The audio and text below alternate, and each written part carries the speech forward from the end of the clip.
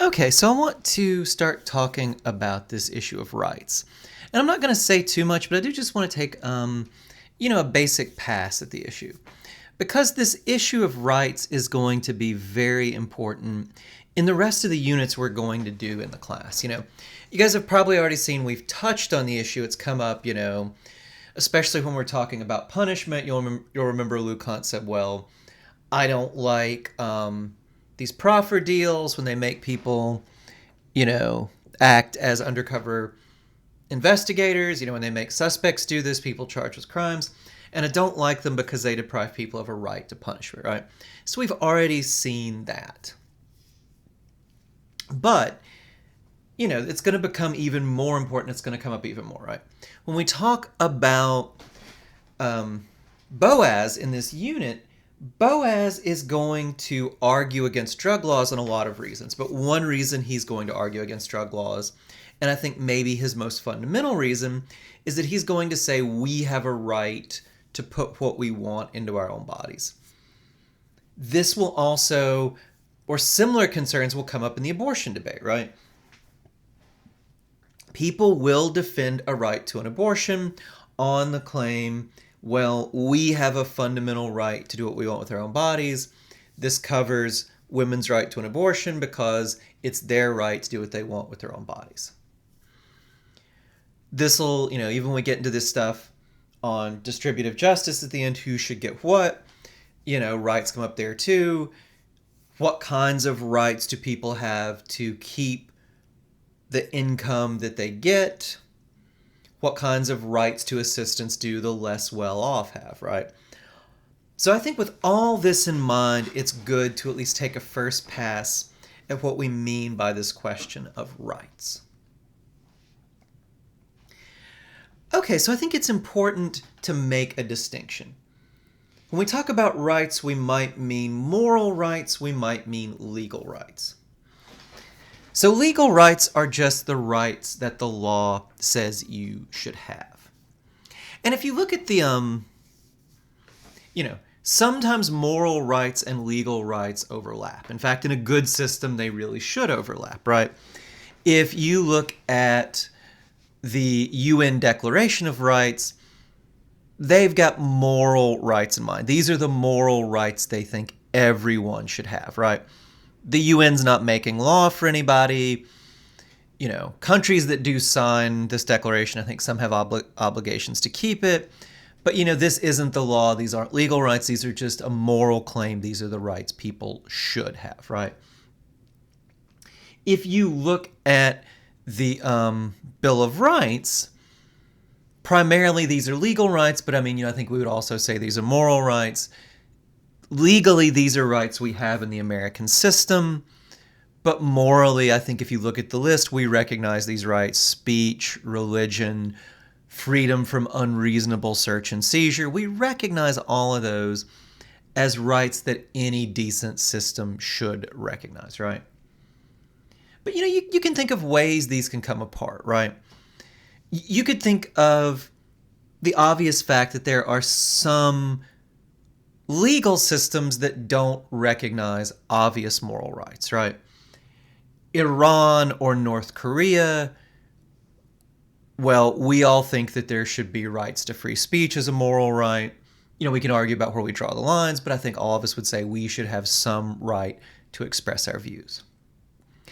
That is not a right that the system will recognize in North Korea or Iran, for that matter, right? If you criticize whoever's in charge, you criticize, Kim Jong-un, I think, yeah, you are going to jail. In our system, you can criticize President Biden or, before that, President Trump. You might lose friends. People might be mad at you. You might get defriended on Facebook. You can't go to jail just for criticizing the president, right? That is a moral right. We think all systems should recognize that. Iran, North Korea certainly don't, right? Russia doesn't either. Right to religion, right? Some systems, that's a moral right. Some systems, that's not going to be a legal right because they don't recognize it, right? North Korea, People's Republic of China. There are laws restricting religion, the same for Iran. You know, you will get hassled. You might even get arrested if you are a member of a religion the state doesn't like. You don't have a legal right in those systems to practice your religion. You have a moral right. I mean, we all think that the government should recognize that. In some systems that won't be recognized, so no legal right, right? Or you can think of another way these could come apart, right? You know, I think, we can maybe argue, I'm not going to get in these arguments, maybe there are some things in the Bill of Rights we can argue whether they're moral rights or not, right? But most of these seem like good moral rights. That's why Madison picked them out as legal rights that should be protected. But, we can imagine our system protecting a legal right that isn't a moral right, right?